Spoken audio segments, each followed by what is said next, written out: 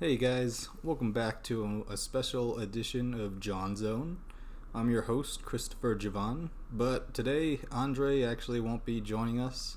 Probably going to have another podcast tomorrow, and he will be on that one. But just felt the need to get this one out because the finals of the NBA are finishing up finally, and well, there's a lot that's going on, and I feel like, at least amongst a lot of fans, they don't fully grasp the situation at hand. So, just want to clear things up a little bit. So, I think the re signing of Brett Brown is mainly what I'm going to be talking about this whole time here.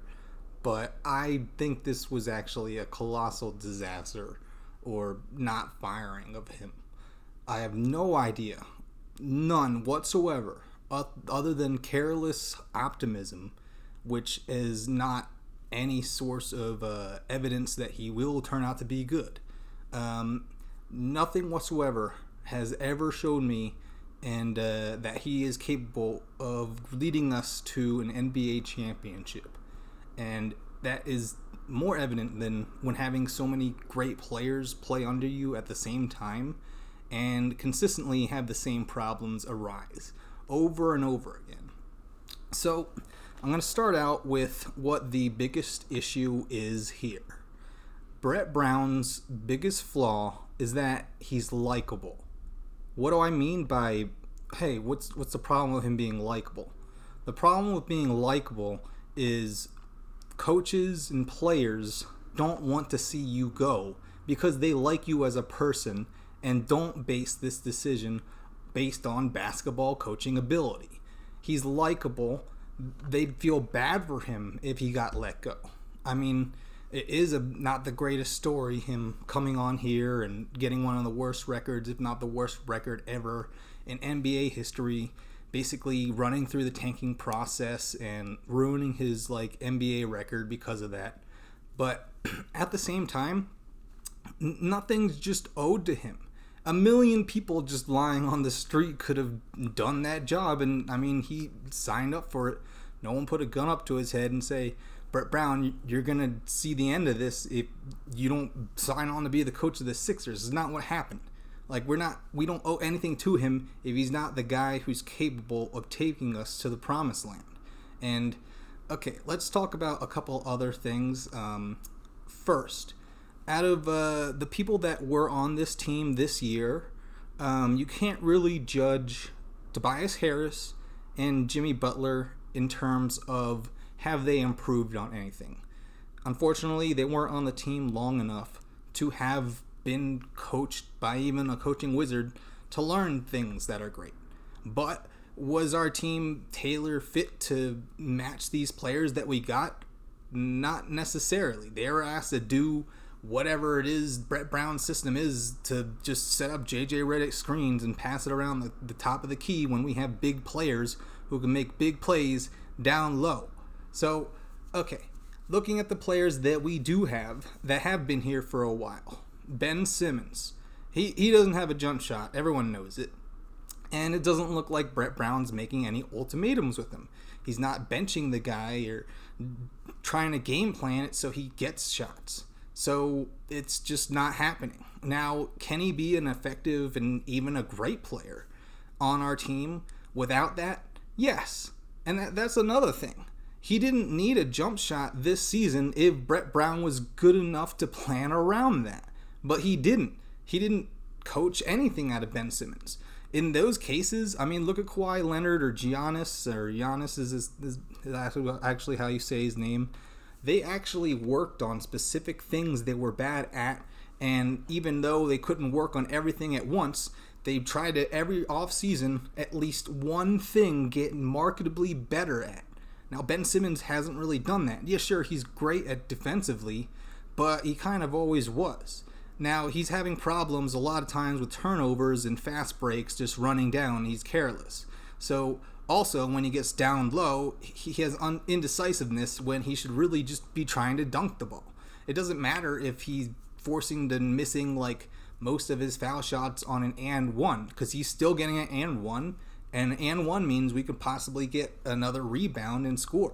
We have big people on our team, a lot of big people. So Ben Simmons, over the course of being coached by Brett Brown, hasn't really improved anywhere, ever, on anything.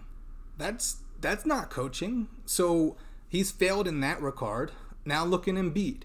Embiid, I mean, he's been doing Olajuwon-like moves. He's been saying he's been practicing them since he was around 15, and he was watching cassette tapes in Africa. So honestly, he learned from one of the best, and he was matching great moves and had a lot of time to talk to some people, and he actually learned a lot of these things without Brett Brown ever even being involved in that.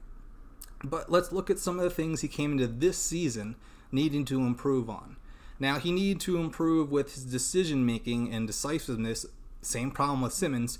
When he's full of steam going down and then he gets triple teamed, he gets balled up, he doesn't really know what to do.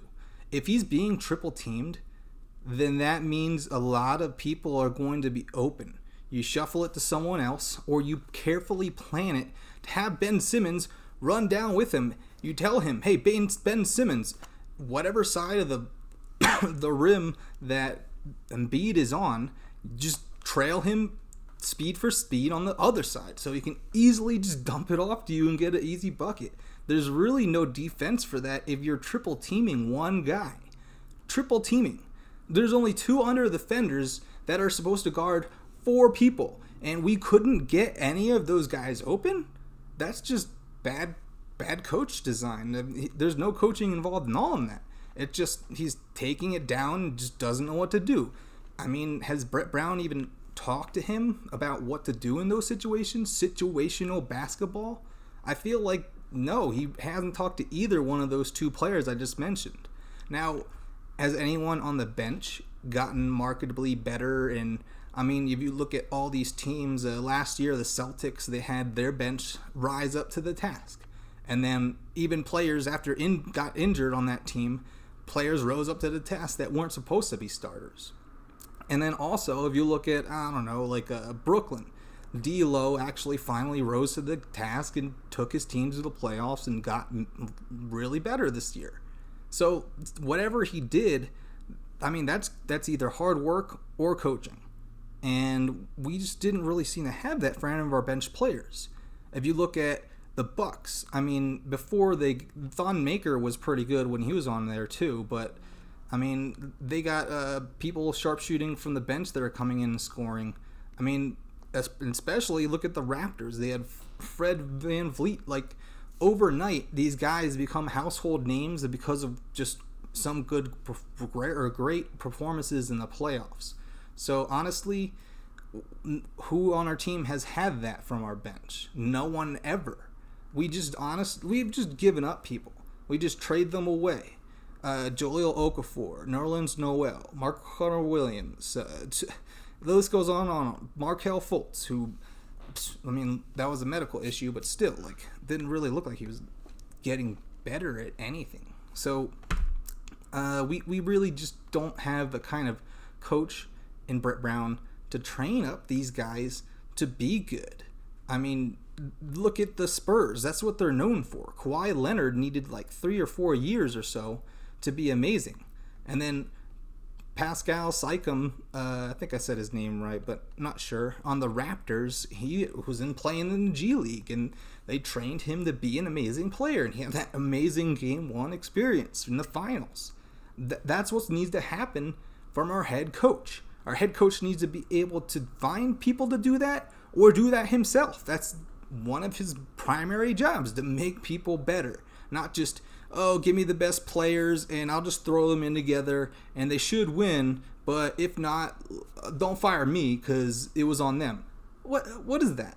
I don't know. So let's talk about his all offensive scheme. Okay? We have Embiid camping at the 3-point line. He is arguably the most unstoppable and dominant force when charging towards the rim, okay? Or when he's near the rim in general, because of his length and then his long arms, able to get shots off that no one can really block.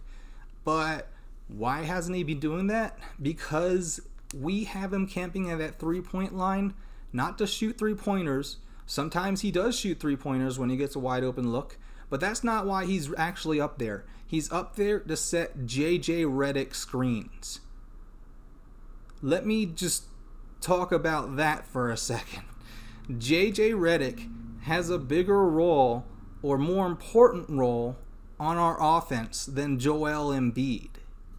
We have arguably 4 All-Stars this year, and we run our offense through JJ Redick? Are you serious? What are you doing, Brett Brown? What are you doing?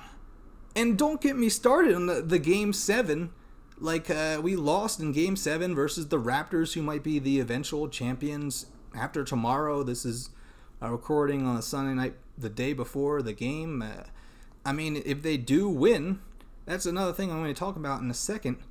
But, we lost to them in a 7-game series.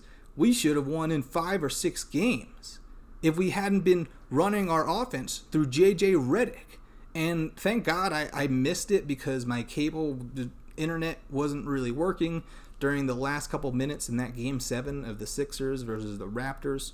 But apparently it was horrible to watch. We ran the same JJ Redick screen through Embiid, trying to set it up, and had shot clock violations a couple of times. How does that happen in crunch time, in the most important decision-making time in history of this whole season? That's it. Game 7. You lose, you go home. We're home right now. We didn't go on. That's what happened. And we decided to try to run it multiple times through JJ Redick. That is the worst decision ever. JJ Redick is Mr. Second Round Exit. No matter what team he was on the Clippers, they had some good players, Chris Paul, Blake Griffin. What happened? They relied on JJ Redick, and he couldn't come through like he does in the regular season. You can average, I don't care how much in the regular season, JJ Redick, but you are not a crunch time player. We should not be running our offense through you. And every team that you've been on that you're supposed to be good in had that second round exit at best.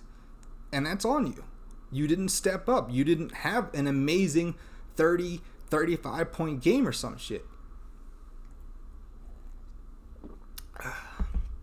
Another thing I mentioned in a video before, Brett Brown's excuses for why things weren't coming together so quickly. Sure, it's hard to meld in players when you're just getting them. But at the same time, these are superstars.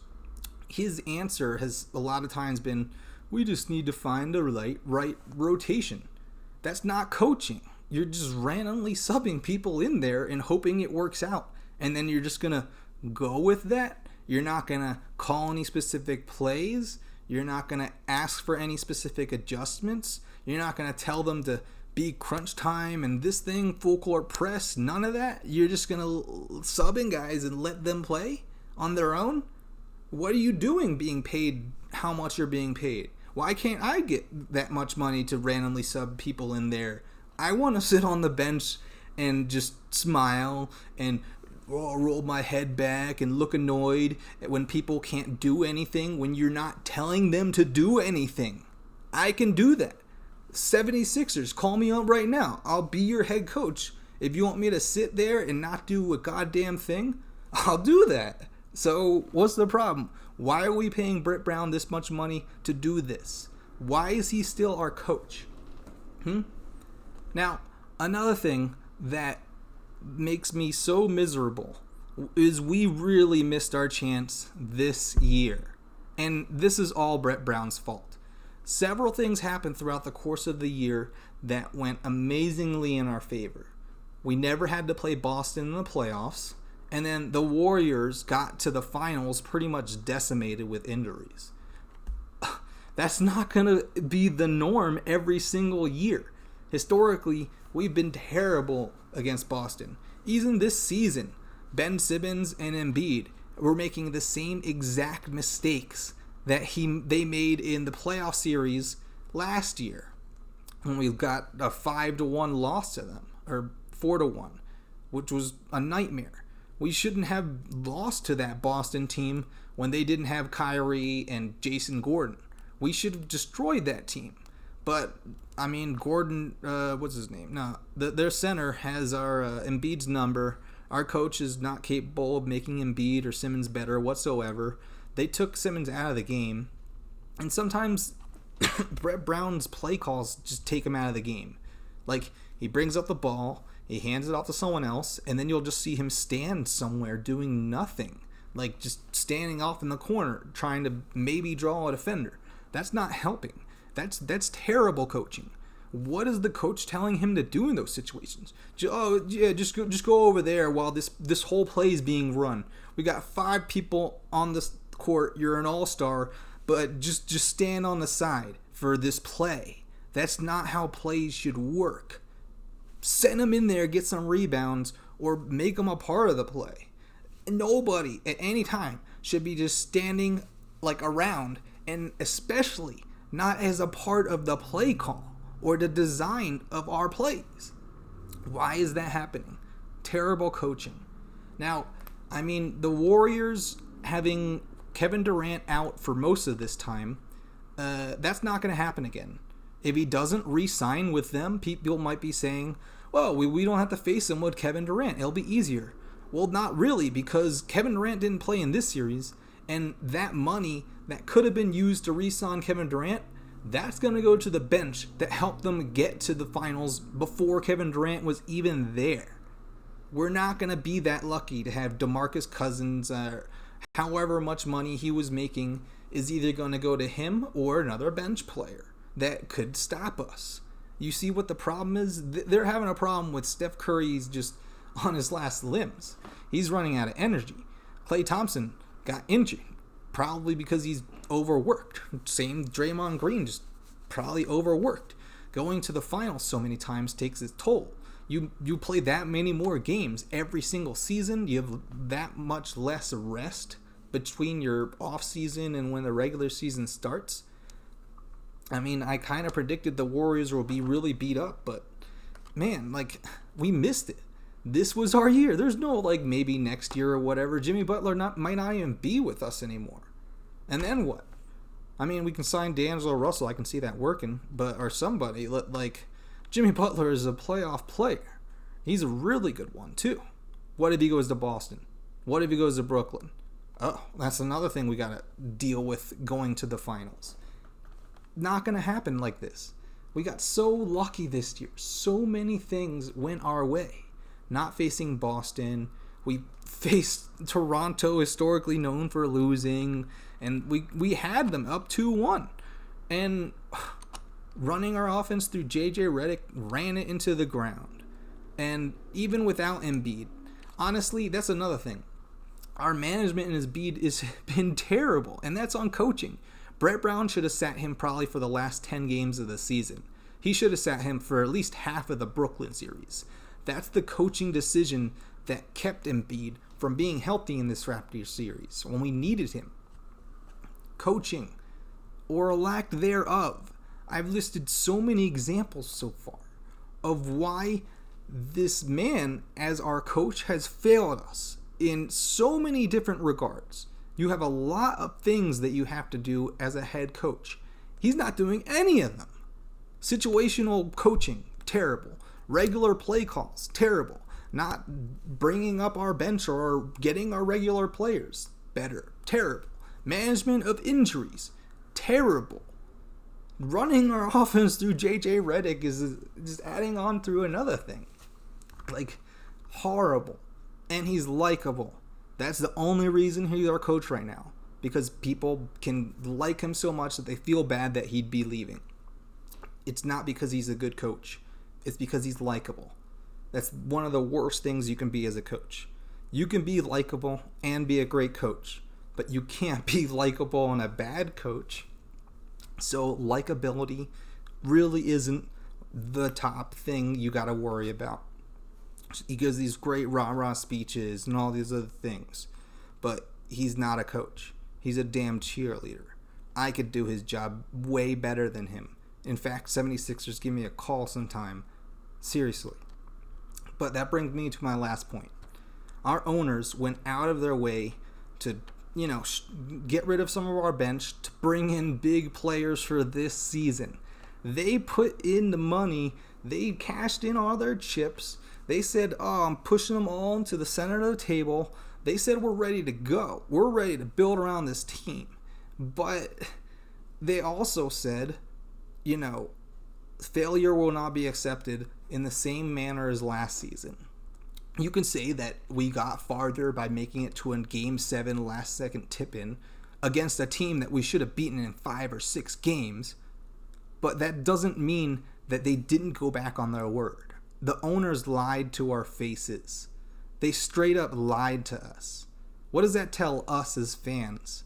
That they can just say these things and, I'm not going to go through with it because this, or because that, or because this. How do we know that they know what they're doing when they don't see the same things I've seen? Other than optimism.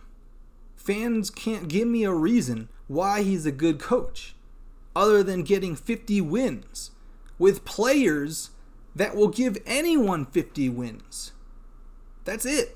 Like, anyone could have been the coach. We could have had no coach this year and probably gotten at least 45 wins.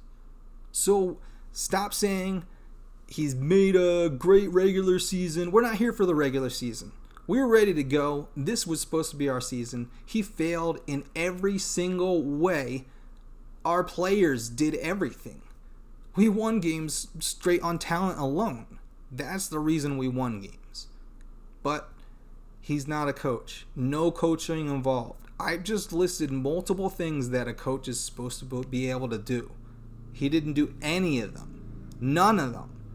If you are the owners of the Philadelphia 76ers, please do what you promised you would. You promised us. Why did you go back on that?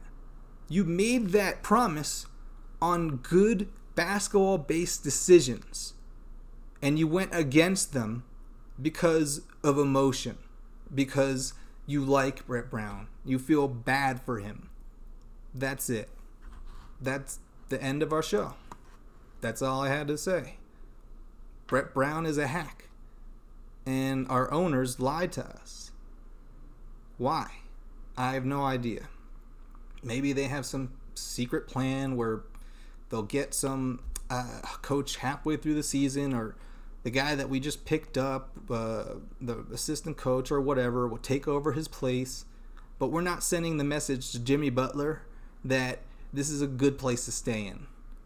Unless we're going behind and saying, we're going to get rid of Brett Brown. Just get rid of him. There's no reason to have him on a team. He's just going to be wasting our time installing things that don't work. That's knowledge you don't want just randomly inserted to our players' heads for no reason when we need to get that shit out of there. He's not a good coach. Everything I've listed so far is coaching. Looking at his regular season record and saying he's good because of that isn't coaching. It has nothing to do with coaching. Our players are too damn good to just get 50 wins in the regular season and call it quits. Sure, you're happy now. The process was meant to win championships. We need to win championships. Brett Brown isn't winning any unless the team just drags him there. We need to get rid of him. This is JawnZone. Thanks for stopping by. Signing out.